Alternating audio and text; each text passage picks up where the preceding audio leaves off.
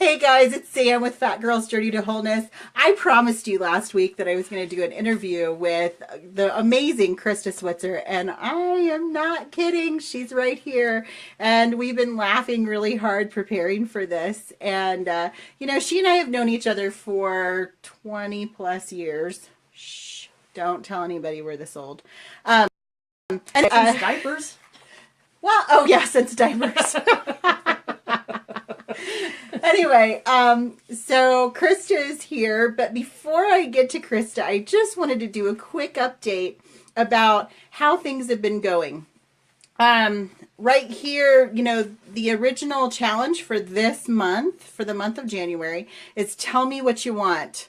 What you really, really want. What you really, really want. I wanna. Zigga, Bam, bam. Anyway, we decided that we were just a little too nuts, so we did the Spice Girls thing. So there you go. Anyway, so thank you, Spice Girls. Sorry, we totally we rocked butchered. That. Rocked it. Oh, rocked it. Rocked it. That's right. Anyway, so the challenge was to sit down for 5 minutes every day and really ask yourself what it is that you want. What do you really want? And if it changes every day, that's okay. But really finding out what it is that you want. And so write it every single day. And then that way, at the end of the month, we'll have a true idea of what it is that you really do desire, not just like what's in the moment at that time.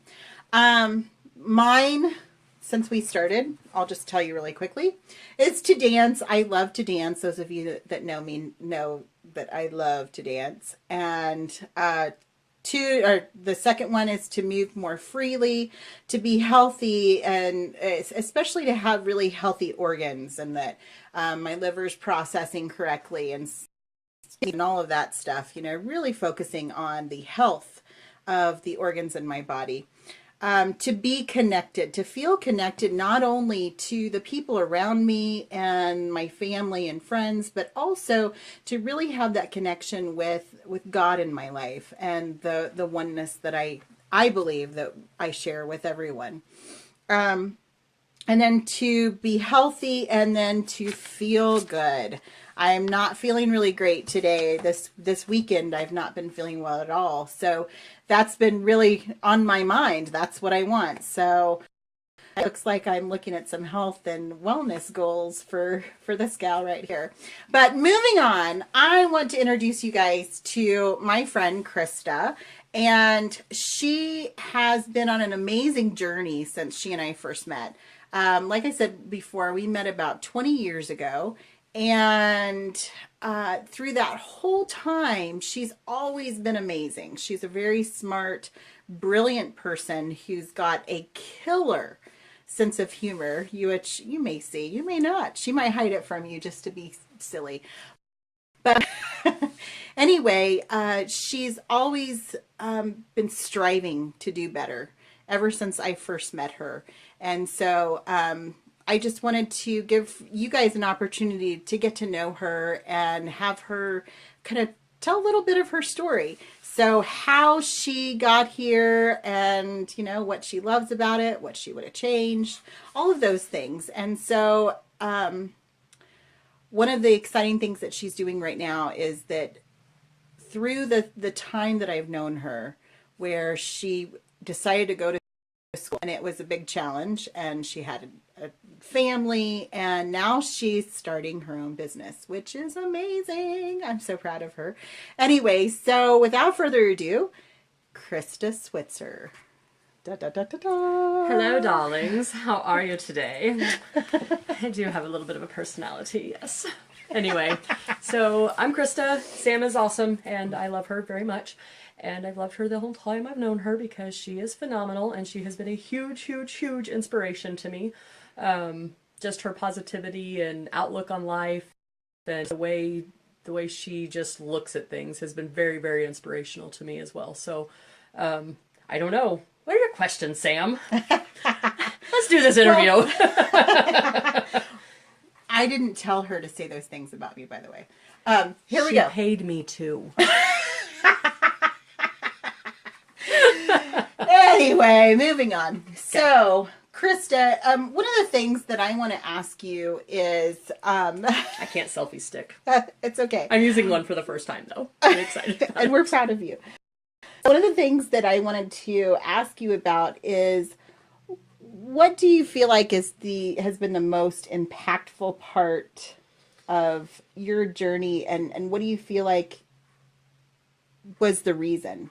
Like, what made you decide that you wanted to just change your situation in life? So, growing up, I've always kind of had a little bit of a, I don't want to say Debbie Downer, but I had some depression issues as a young person, just due to life circumstances or whatever, or maybe it's, I don't know. But that way of thinking, it kind of worked for me when I was younger because I had a lot of anger. Well, as I got older, I kind of got over the anger that I felt. Mm-hmm. However, I didn't have a framework to live my life in a healthy way because I always had so much anger and whatever when I was younger. And so in 2014, I'd already graduated and all that stuff, but in 2014, sorry, I'm adjusting here.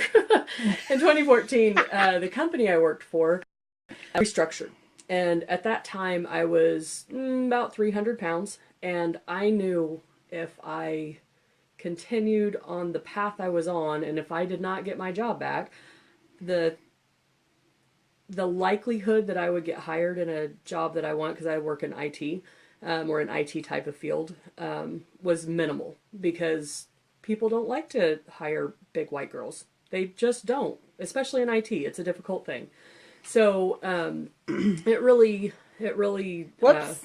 Sorry, guys. I'm trying to help, and I wasn't being very helpful.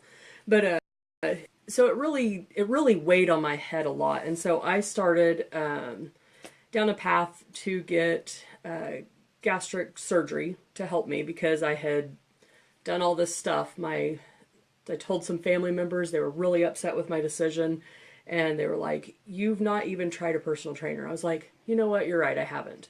So I went to the personal trainer, I rocked it, I got stronger, didn't stop eating though. So I continued down that path, and I continued down the surgery path, and I was like, at that point in my life, I wouldn't go to the store, I would not go to events in public, I would go to work. I had a great relationship with my coworkers and the people I worked with. I love my family. But being in public gave me so much stress and anxiety that I wouldn't do it unless I had to. And so during this journey to get surgery, part of it is you have to go to a mental health person and to have your mental health evaluated. Makes sense. You're doing a pretty major thing. You should do that under proper mental state. So when I did this, I tried to be as honest as possible during this, I don't know, 600 or some odd question thing that I had to do. And my doctor, the guy I was seeing, was like, so either you're really just like crying for help, or you probably need some medication. And I was like, well, I'm good with that. I don't think I'm crying for help. That's just not my personality, but it's possible I need medication. However, in the past when I've done medication, I've had some really negative effects from it. Like it slowly kind of made me want to commit suicide one time, and I realized it was the medication, but it took like 2 or 3 months before that happened. So because of some things in my history, I knew that it was not, that it wasn't me, that it was medicine, because I'd had medicine affect me negatively prior to that. And so I talked to him. I don't know why my hair is sticking up so crazy. Anyway, nobody cares. Everybody, I care. I care so much. Anyway, so I went, and he's like, you probably need to see somebody that specializes in medicine. And so I went and I saw her, and she prescribed Lexapro for me. And I'm like, listen, I'm really nervous about doing this because I've had these negative things in the past with psych medicines or whatever. But whatever, I'll give it a try. And she's like, well, this should be up in your system within a week, and we'll go from there, and we'll see what happens. And she's like, I call it my anti-witch medicine. It just makes you not as angry and not as just negative. It just takes a lot of that away. And I'd always thought of anxiety medicine, something that's making me like drooling on myself, and it just I didn't understand it. And so I was like, whatever, I'll give this a shot. And so I did not have high hopes. And I took it, and then I started it a week before Thanksgiving, and we were going to my brother's to see, or for Thanksgiving, as he throws in a phenomenal spread. And I had about 15 errands I had to do the day before.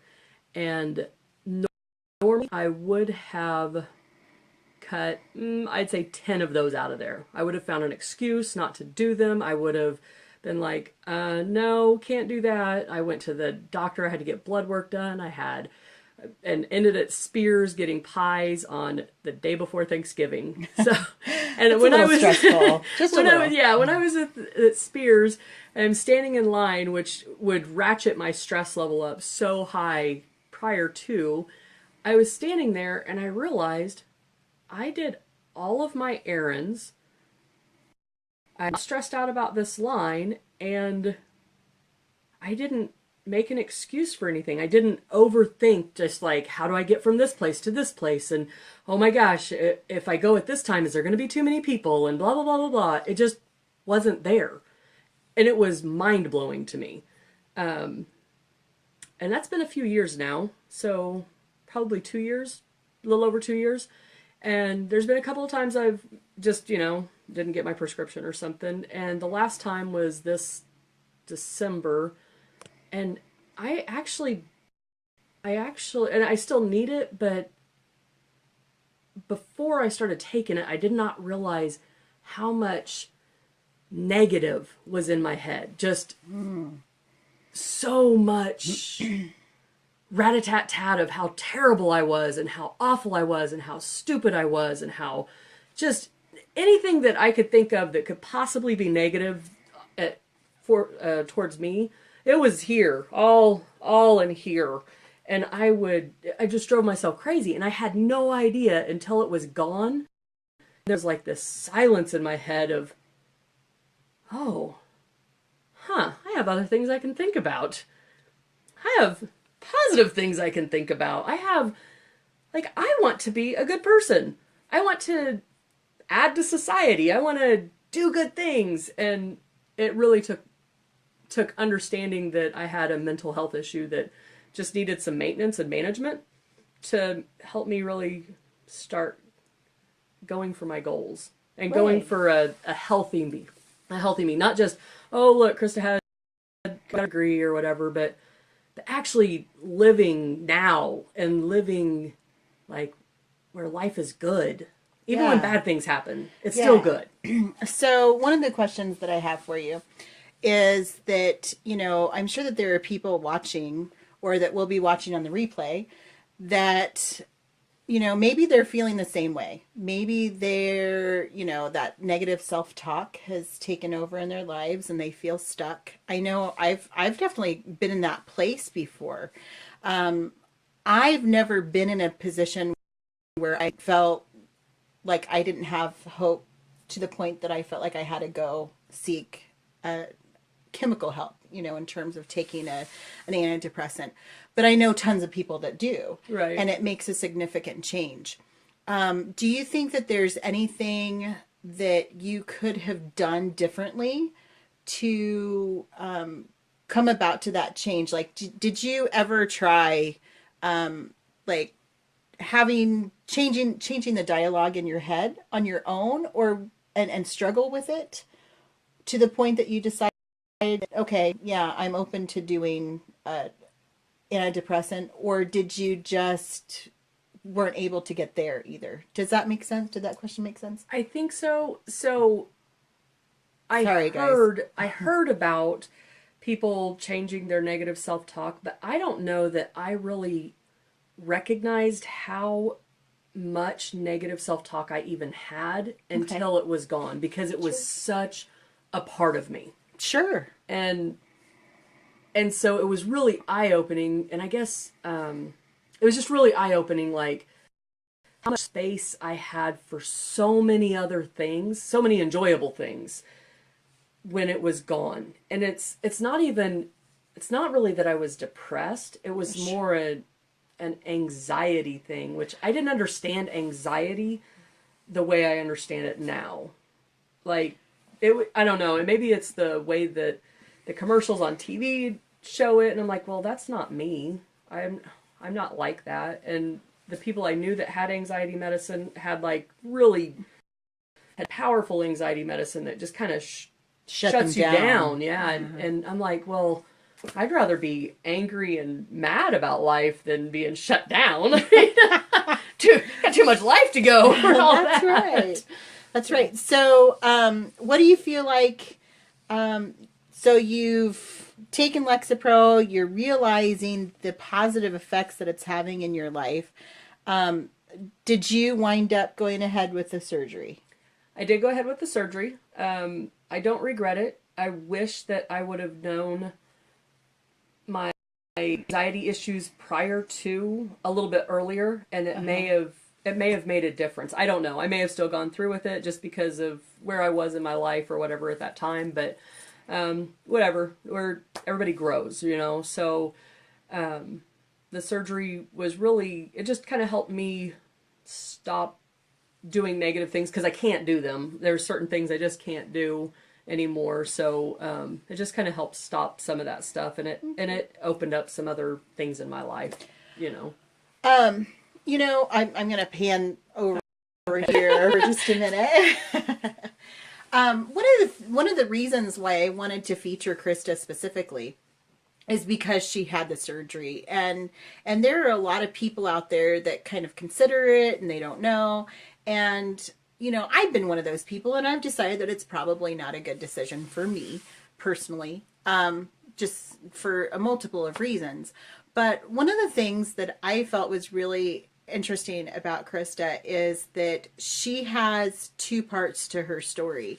It's just about weight loss specifically, not even talking business side of things.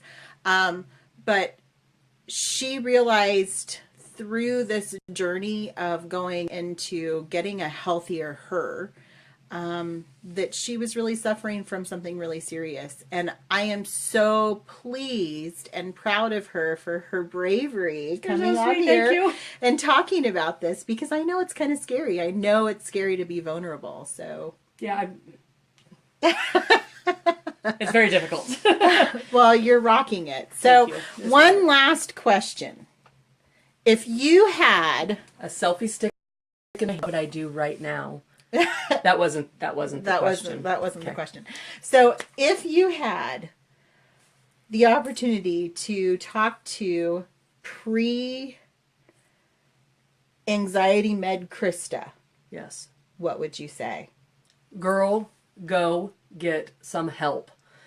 You are entirely too negative. You have a much, much better life ahead of you. Do it earlier. Do it earlier now. Right now. Call. Get help. Because what you're boxing yourself into is ridiculous. Life is so good. People are good. And when you focus on the good and the positive, that's what your life becomes. Your life becomes powerful if that's what you focus on. And if you focus on powerful angry or powerful self-hurt, it's going to be powerfully painful. But if you focus on positive, if you focus on love, specifically love,